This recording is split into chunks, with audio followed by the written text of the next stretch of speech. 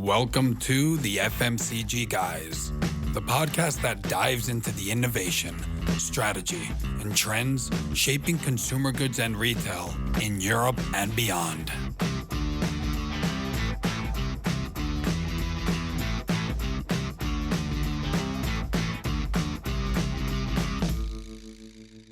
Welcome to the FMCG Guys podcast. I'm your host, Daniel Torres. When I'm not co-hosting this podcast, I'm the Director of Executive Search at Dwyer Partners, where I recruit senior leaders in consumer goods and retail. If this is the first time you tune into the podcast, we speak with leaders and luminaries in consumer goods and retail in Europe and sometimes beyond, as is the case today. And today I'm accompanied by no other than one of my usual co-hosts, the star from Greece, Christina Nicolaou. Hi, Christina, how are you? Hi, Daniel. I'm doing quite well. It's been quite a couple of weeks, let's say, before traveling starts again. Oof, we know what that is like. By the way, Christina, as we're recording on International Women's Day, so happy International Women's Day, first of all. And Happy secondly, International Women's Day to all women. I know that you spoke at a lean-in event yesterday in Greece, and I was looking at your presentation, I'm speaking at this event, and the quantity of things that you do could hardly fit on the page. I don't know if you noticed that. Well, they wanted to put our lean-in titles as well, so it got a bit long as I'm part of two circles, one on entrepreneurship and one at Coca-Cola. And on top of it, all the travel. So she's a busy person, so we're very happy to have her on the FMCG Guys. So on the other side of the table, we have our guest today, who is coming from Bombay. Well, he's not from Bombay, but he's joining us from Bombay, where he's working at Unilever, and we're going to explore the ins and outs of business there, but especially go into his true expertise, which is turnarounds. And this is Zakir Karim. Hi, Zak. How are you?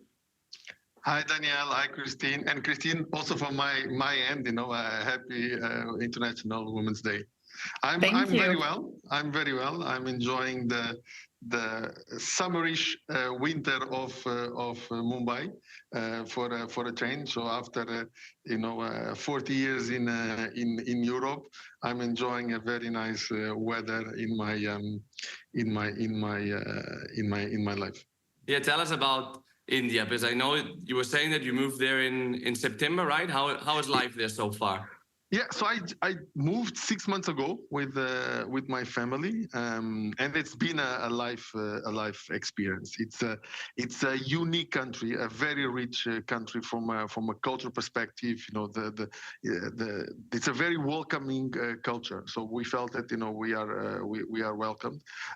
The food is amazing, although I must say that one needs to watch out for the weight, because the food is really something amazing here. I think also on the family side, it's a very safe country. So me and my family feel very, very safe. And as I say, so far I've been blessed by the weather, although I know that probably the summer will be more on the hotter end. But again, that will be also an experience for us. And I gotta say, Mumbai is one of my favorite cities. I've been lucky to go there 3 times, and I have some good friends there. So I'll be back, Zak. I'll be back. Well, Daniel, perhaps we can go together at some point, because I've never been. I've never visited India. I've worked a lot with them, but I would love to. I also didn't know, so I landed without even ever visiting India before. So I just jump on the parachutes. But I will definitely be lovely to welcome you both and show you around. So you jumped on the parachute within Unilever, so it was a move within the company. Tell us a little bit more about your role and about the Unilever business over there in India. So Unilever has been in India for 90 years. In fact, last year we have done our 90-year celebration. India is the second biggest country for Unilever. It's a $7.5 billion in terms of sales. And HUL, which is called Hindustran Unilever Limited, is the market leader in FMCG in India. And it's a powerhouse, in this country. It's not only the biggest FMCG in India, but the biggest FMCG in Asia in terms of market cap. I just tell you how cool this company is. In 2018 and 17, in fact, was considered the 8th most innovative company in the world. Hindustran Unilever. So this branch of Unilever was among the top 10 most innovative countries in the world. So we are leaders across foods, home care, personal care, and beauty. So it's a great experience to work in such an iconic company. And that was one of my motivations why I came to work on this side of the world. And that's quite an impressive achievement. 8th most innovative company in the world. And I mean, I was speaking with my youngest sister who's looking to do internships, and she considers CPG to be boring, for the Gen Zers who are looking to go into innovation. So she should definitely listen to this podcast. I'm going to send to her. Because India, in the end, is an exciting country. I think if you look, India, everyone says, the next decade is for India. It's expected, India will finish the decade, 2030, between the third or the fourth biggest economy in the world. So there is, the GDP growth is there, and I think. What I find amazing in this country is that there is a confluence of three opportunities that rarely come together. So there is a market opportunity that no one can deny. There is opportunity, there is growth that sometimes, for example, in developing countries like Europe, sometimes we don't have that much. So there is growth, there is funds.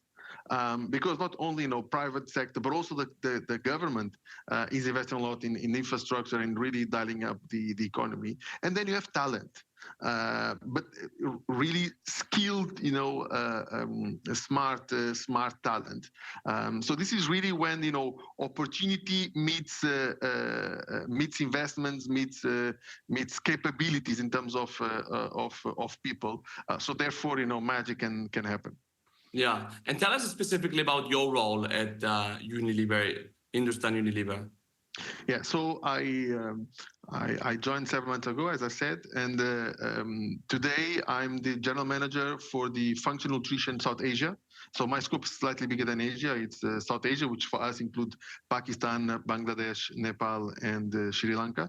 But 90% of the business is in India, and then functional nutrition is basically managing the two our iconic brands, which is Horlicks and Boost, which is supplements that you can put on the milk to make more nutritious meals for kids and for adults.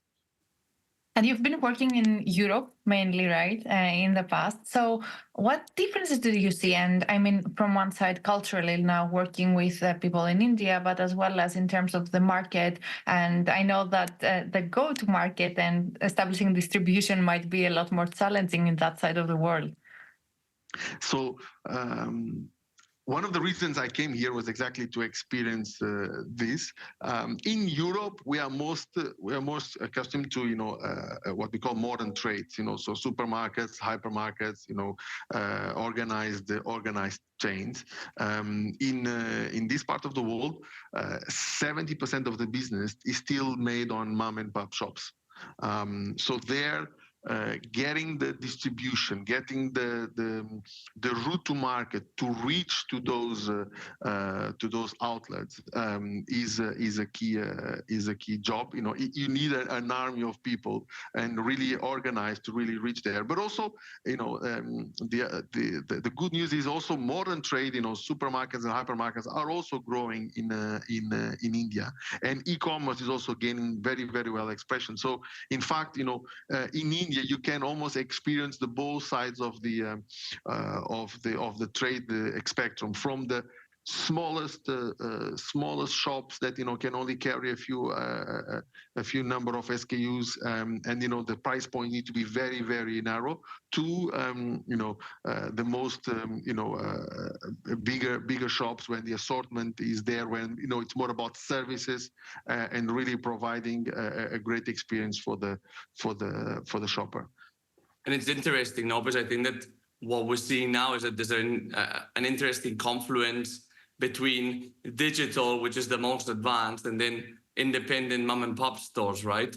Which you wouldn't put these together naturally, but it's happening, right? And that's the beauty of India. India joined the digital revolution later, but is now leapfrogging many countries. So for example, we moved from laptops to phones.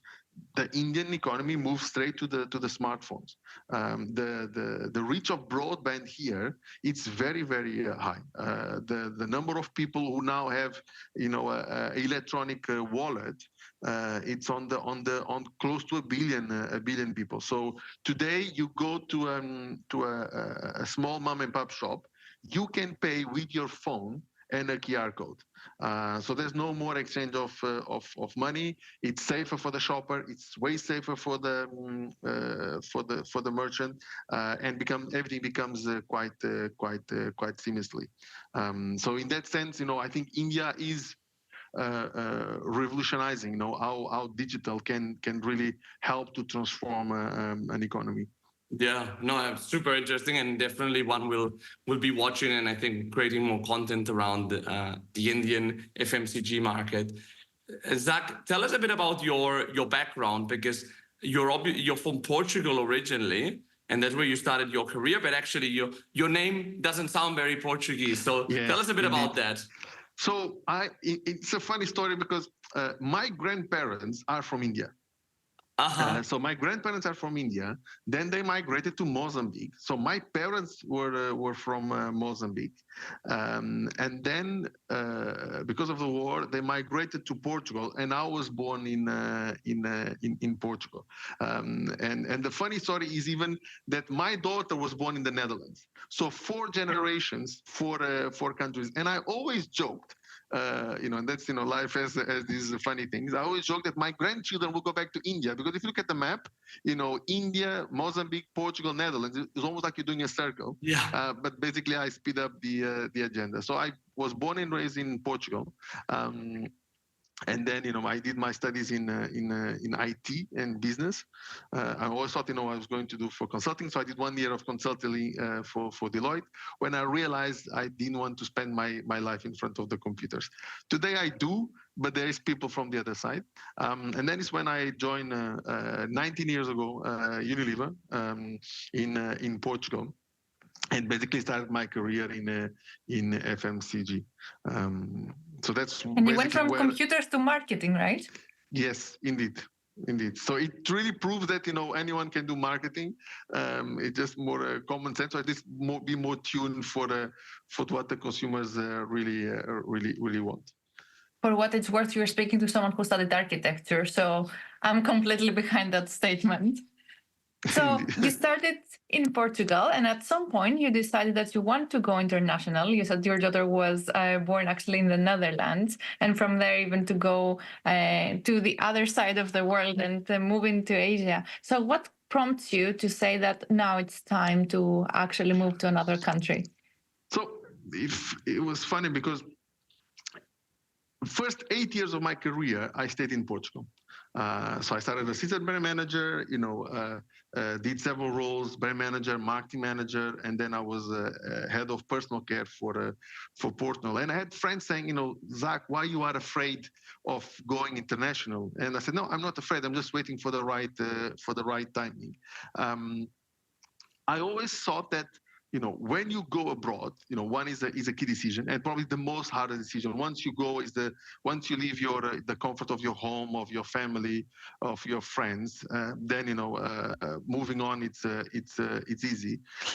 But I wanted to go to an experience that really added more to my CV. So I thought that as long as I have runway in Portugal. And as long as I'm learning in Portugal, and that's the beauty of a smaller country. And I think, Christina, you can relate it from Greece. Being a smaller country, sometimes you have opportunities to grow faster and gain more responsibilities because the businesses are small, and so there is less risk. But in terms of competences and skills, you are learning the same as the bigger guys. So I always joke, that learning to cook for 50 people or for 500, it's almost the same thing. The basic skills and competences are there, but in a countries like Portugal, like Greece, you can have these opportunities. So I had a very fast career in Portugal, and then I reached a moment. I said, listen, okay, now this is a trampoline. So this is already, I have charged enough my trampoline and can allow me to go to a meaningful job in Europe. So I moved to the Netherlands. To become the marketing director for deodorants in Europe. And at 31 years old, I was managing a 1 billion euros category for Unilever, and looking after all the countries in Europe. So that was basically made me change. Was really a pivotal moment in my career. And then it's been 10 years since that happened. In fact, this year will become the 11th. So I spent 8 years in Portugal, and now I've been almost 11 years outside of the country. Yeah, I think that when you're from a country like Portugal, which is a small country that doesn't have many headquarters of FMCG companies, you also know that once you leave, it will be very hard to go back. It will be, Indeed. If you go back, it will be more a matter of coincidence than Indeed. of intentionality. Indeed. That's the reality. And so, I moved to the Netherlands. I did there 2 roles. So after the deodorants, I became the senior strategy director for Europe. Also, supporting the president of Europe, so a 10 billion company. And then after a couple of years, I moved to France to turn around that business. That business, Foods France. This was the first time I experienced foods, nutrition. But since then, I was always a home care and personal care boy, if I may say. And then I moved to the world of foods, to France, which was a problematic sell. It was declining for many years. I turned around that business. Allowed me to then enlarge my scope. I became general manager for South Europe, Portugal, Spain, France, and Italy. I didn't manage to get Greece in my scope, but I did try. And I was also looking for the dressings for Europe, Middle East, and Turkey. And then I did it for a couple of years, and then moved to Mumbai. So I worked in Lisbon, I worked in the Netherlands, I worked in Paris, and now in Mumbai. So I guess the moment you started that trampoline, there was no turning back. You just started moving from country to country. So you've seen a little bit of everything, I guess. Bigger and smaller markets, clusters of them, or even full regions. But what I would really like to get your point of view is that you moved from the household and personal care side of the business to the food business. What is different between the two? And I mean, in terms of the consumer and how they build, or you build, the relationships between the products and the consumers. So let me start with, I think they are similar. I think on personal care and in foods, more than, for example, with home care, people are very personal with the product. So they give really more attention to what they put to their skin or what they put on their mouth, especially for their children. So I think product intimacy is very important. And then what is the source of authority? So I think in personal care, reviews, experts, recommendations from others play a key role. In foods, more and more you're also starting to see recommendations from chefs, even from TikTokers, also growing. I think the biggest difference, I think from at least my experience, is the loyalty. So if a consumer likes a taste and gets used to a product, they are loyal and they will stick to it. In personal care, I always felt that there was way more trialing. So almost like this obsession that always looking for the perfect product or the perfect beauty, and therefore there was way more trial from the consumer, so that the loyalty from a consumer perspective is lower, and therefore force you to be more on the front end in terms of innovation rate needs to be way higher in personal care than in foods, exactly because of that trial threshold. And what you're saying, I think it's very much in line with what we've observed in the last few years with the boom of social media and social commerce, which is very much around personal care and or makeup. And you see smaller brands that are emerging and creating new trends and waves.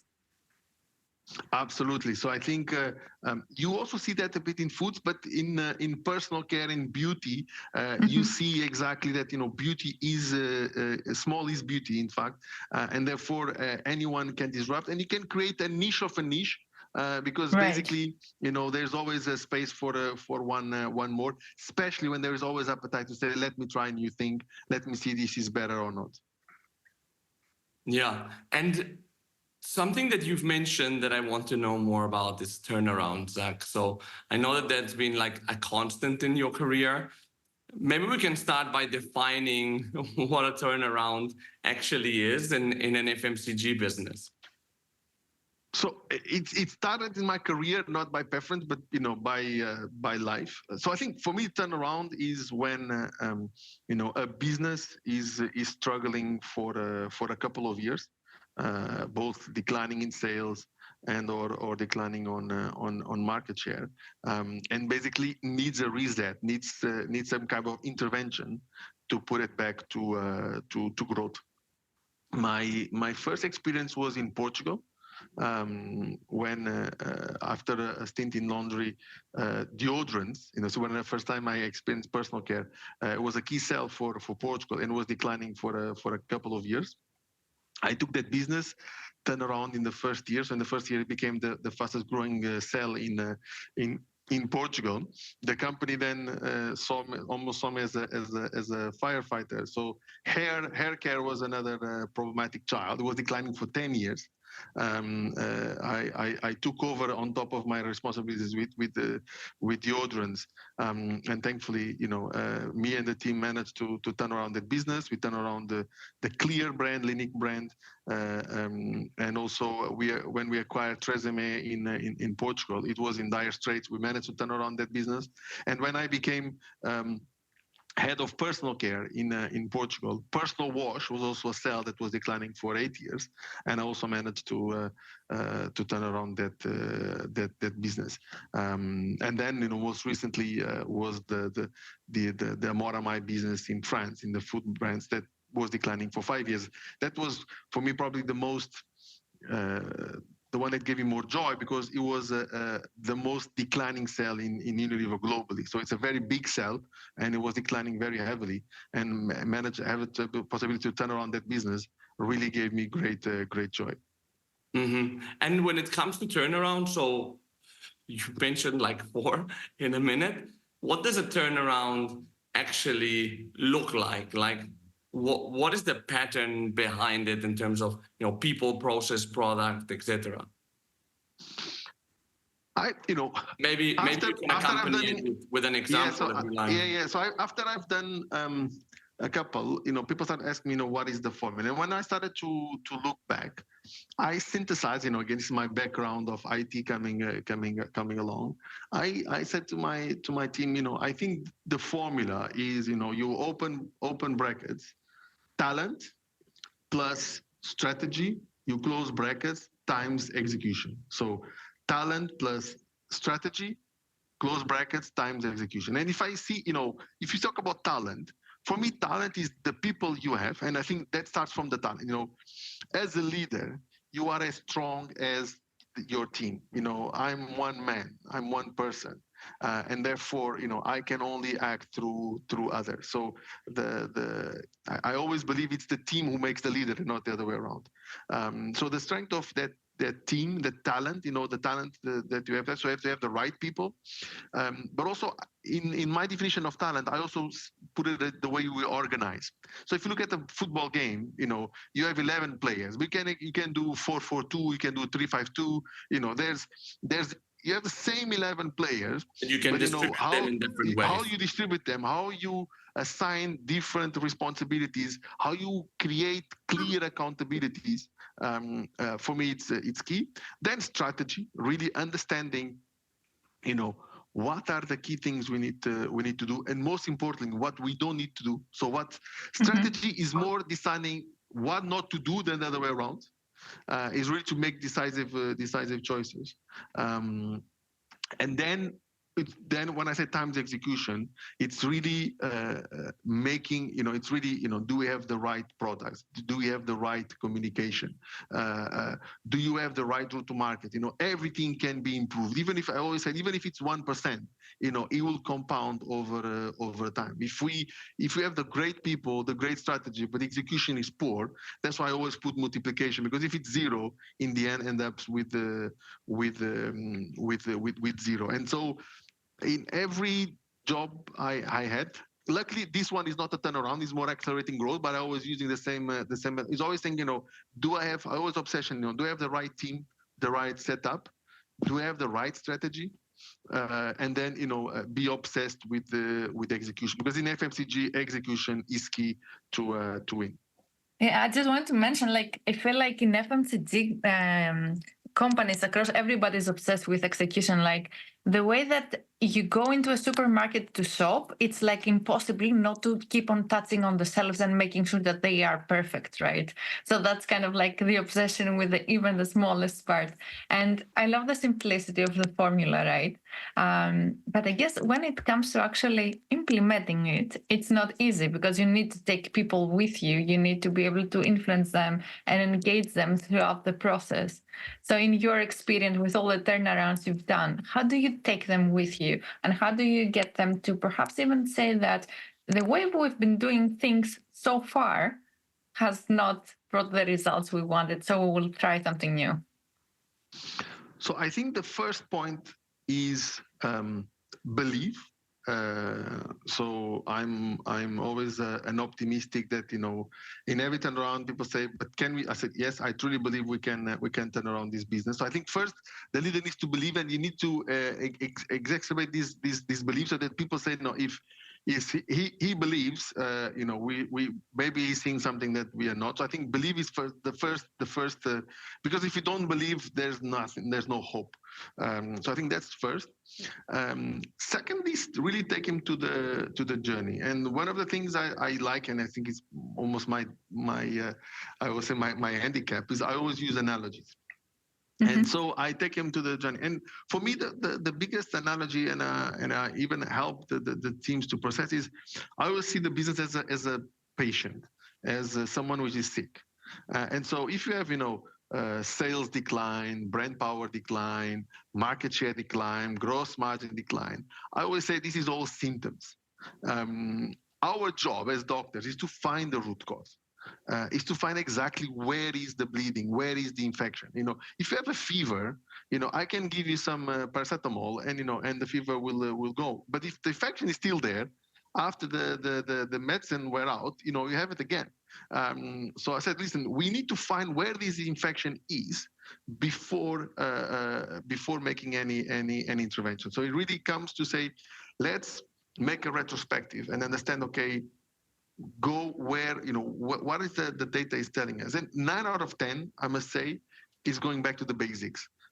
So something we have missed, something we probably overlooked, and the signals are there.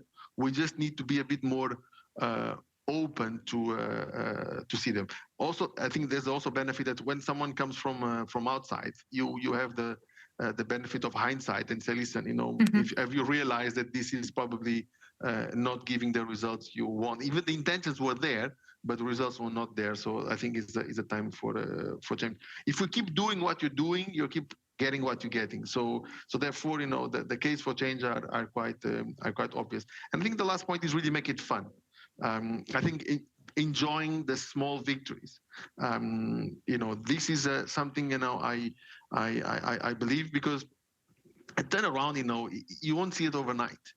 But if you see some, glimpse of light, you need to share it. You need to say, listen, this is a sign that, there is light in the end of the tunnel. I hope it's not the train coming our direction. but in the end, so really bringing along and say, listen, guys, in the end, we give our best, and then it is what it is. But if we do the right things, sooner or later, the results will come. Yeah. And of the turnarounds that you've done, any that that now looking back you feel especially proud of? I mean, I'm sure you feel proud of all of them, but as I said, I think the one I did in France was probably because France is a very tough market because of the retail scope, and then almost everyone thought this was a death sentence. Truth to be told, when I was in Europe, I saw all the countries. And so once when my wife asked me, where should we go next? I say everywhere except France. And in fact, in France, everywhere except Foods France. And I only mentioned that to my wife. So a few years later, when the company said, Zach, we need you to go there, I know I thought this is really karma or irony of the destiny, and it was in disguise. It was a blessing. Is it easy? No. Sometimes at the beginning I'll say it's painful because you need to go to the trenches, but it's a joy when you see a business turning around and you see the teams really coming back from darkness and really enjoying and really becoming proud of the business again. So that's for me what gives me more joy. Yeah. Yes, it must be a big shift in morale after, being in the position where you always have to explain to leadership why the results are what they are, to going to a point where you can feel like you're thriving and you're winning, and there's no greatest feeling than that. Yes, but yes. I mean, that the choice you made to go to France after all that you confided to your wife before, it must have been pretty emotional. Like, how do you keep a cool head when making decisions and in the market and in your life to say that this is the right thing to do, I'll go there, and you already have some thoughts about what's happening, and you really need to keep your cool. And if I can add also, like when you're doing turnarounds, every decision you take is going to affect people at the end, and not everybody's going to be happy. So there's this like emotional part as well. So 3 things. So I think first, I always believe that a decision has always a risk associated. So if there's no risk, there's no decision. It's a fact. So that's life. If you decide to cross the street, there is a risk. It could be minimal, but there is a risk. I think the second thing, and that's probably was one of my biggest learnings, was one should not judge a decision by its outcome. What I mean is, I give an example. I decided to go and play the casino roulette, in the roulette in the casino, and I won the first time. Was that a good decision? No, because if I keep doing that over time, I will be losing. So I always say, listen, the outcome, it is what it is. What we can focus on is on the decision process. Have I made, the right decision process? Have I took in consideration all the variables? And then based with the information I had available, I did the best decision possible? If yes, then what I believe that over time, I will get more rights than wrongs. And again, if you go back to example to the casino, the casino owners know that that first loss is just a glimpse, a blip. They know that by math over time, they will make more wins than losses, and therefore they will make money. So again, I think I always focus on the decision process, and then listen. If I give my best on the decision process, then the outcome, it is what it is. There's nothing else we could do because the risk is always associated, and that's life. And I think the last point is probably, and that's the beauty, is we are working on FMCG. We are not doctors, so there's there's not life and death in the role. And in FMCG, most of the decisions we can always go back. and fix things. So I think putting things in perspective, I always say, listen, let's give our best. Let's really make the best proposition possible, and then leave the rest for the future. I think one last point is key, that one learns from, if the decision is not going well, then you make the learning. So I always say I never get it wrong. Either get it right or I learn. Therefore, either way, I'm winning, and that makes me one step closer to a success. Exactly. There's no win or lose. There's only win or learn, right? So either way, you're better off than you were before. And I love what you said. I always make this analogy to my team as well, that we don't have a patient on the operating table. It's going to be okay. Don't stress too much about it. We do our best, and that's all that you can do. So you've gone into big businesses and you've turned around businesses. And in parallel, you're going through a really big part of transformation, I guess, that's happening across the industry, which is called digitization. So how has digital and, let's say, the changes that we see happening in all those big companies affected you as a general manager across those roles?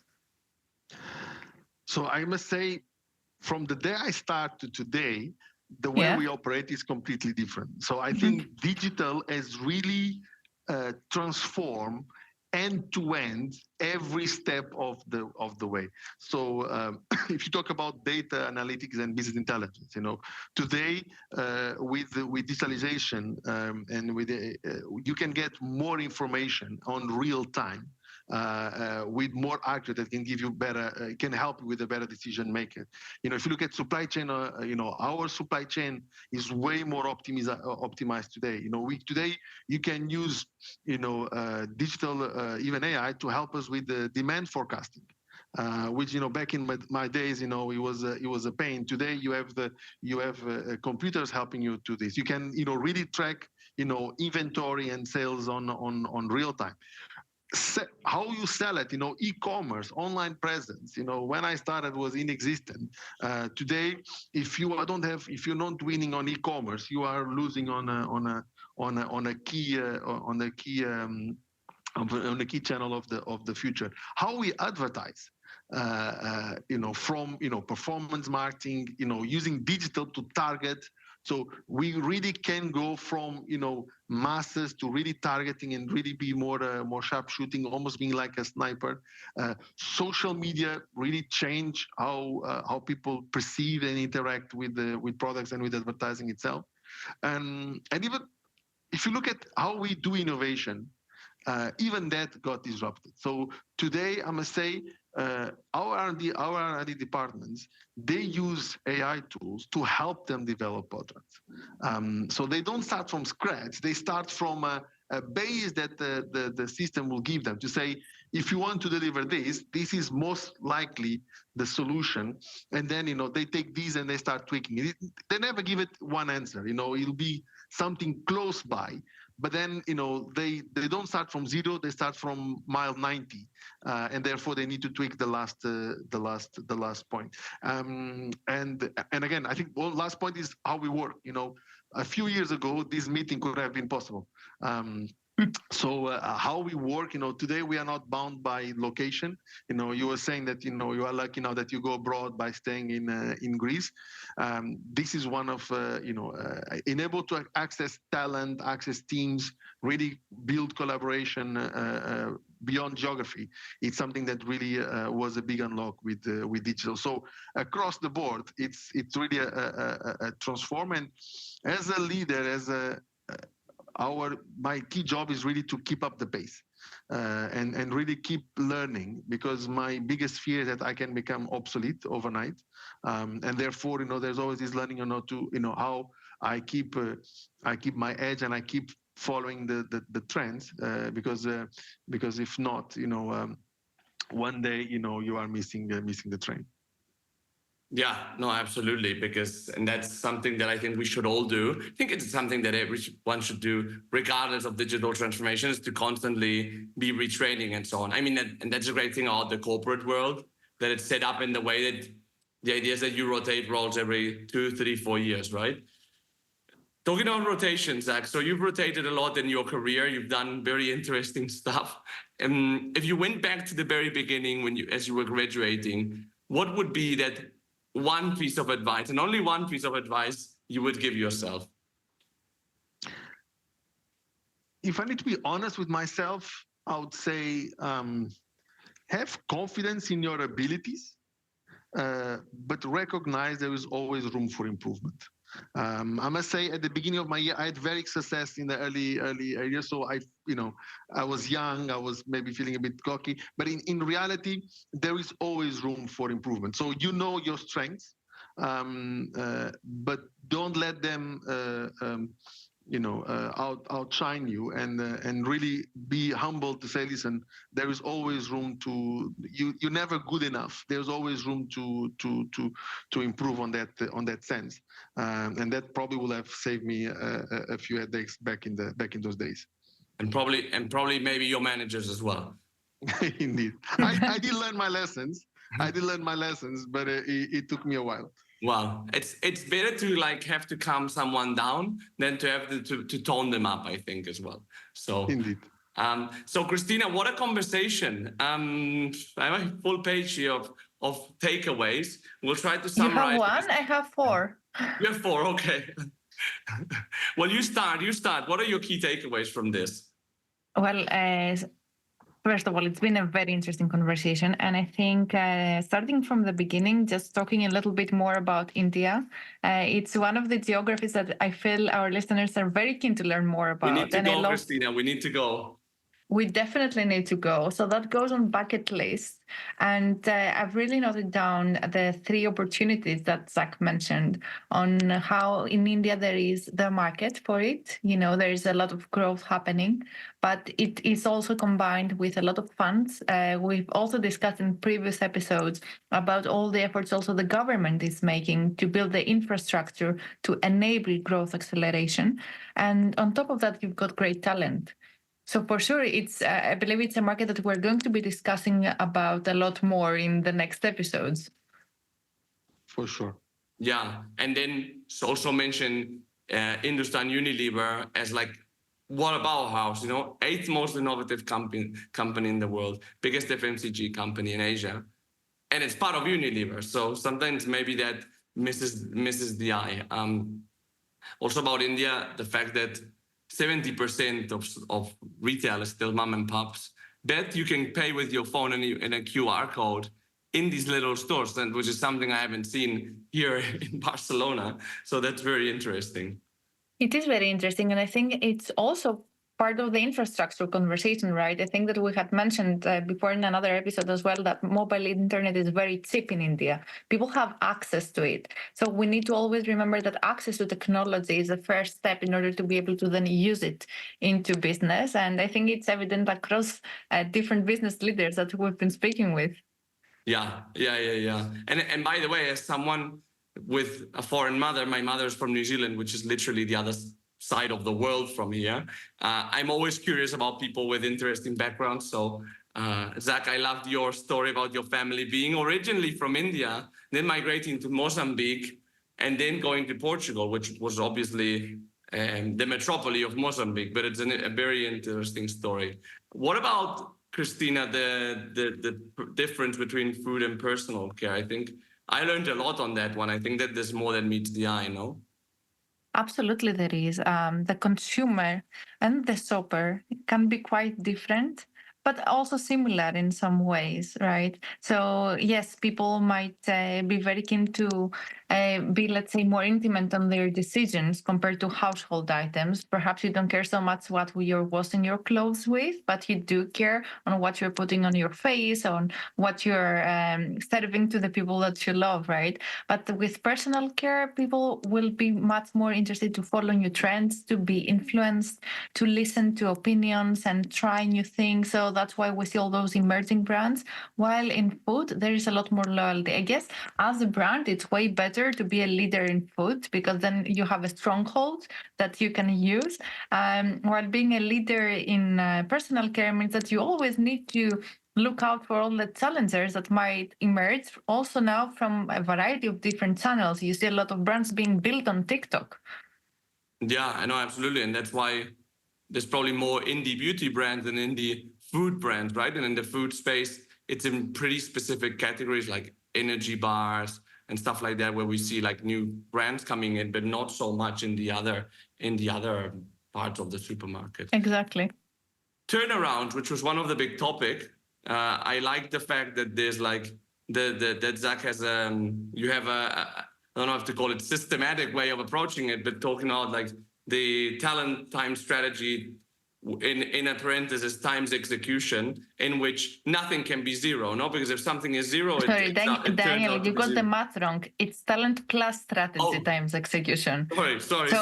We got an addition and a multiplication in this equation, which I really loved. So we got like a little hack for our listeners, which they are happy to take if they manage the way to actually implement it, though. Yeah, no, but I like the fact that like nothing can be zero, or like execution can't be zero, because if not, it doesn't work as well. So that reminds us as well of like the importance of bringing it to the market, no? Yes, and we shouldn't be forgetting, and I guess like sometimes when you're in the role, that's a very central role. Take strategy, for example. You can be disconnected from the market. At the end of the day, you've got someone who is going to take their car, go store by store, and get this strategy reflected on the shelf. And that's what the consumer and the shopper is going to see. That's where the customer is going to get their maximum value. So that's what you really, really need to get right. Yeah. And that's going back to the beginning of the conversation, Christina. That's why you're always on the road, right? Because you need part of it, I try to do market visits wherever I go, even if it's like for team building or for random purposes. I try to enter a store as well. Yeah, exactly. I know you do these, and actually, I'd like to come one day. Finally, I think it's something that we've talked about before, but how digital is really impacted every part of the business. And it's interesting to hear it from someone that doesn't have the digital tag on, like Zach, who's more a general manager. Hope we summed up this well for you, Zach, well, for the audience. Lovely. I couldn't say it better. Excellent. Well, thanks, Zach, for joining us. It was a pleasure. We enjoyed it a lot. Thanks to our audience for tuning in, and we'll see you in the next episode of the FMCG Guys.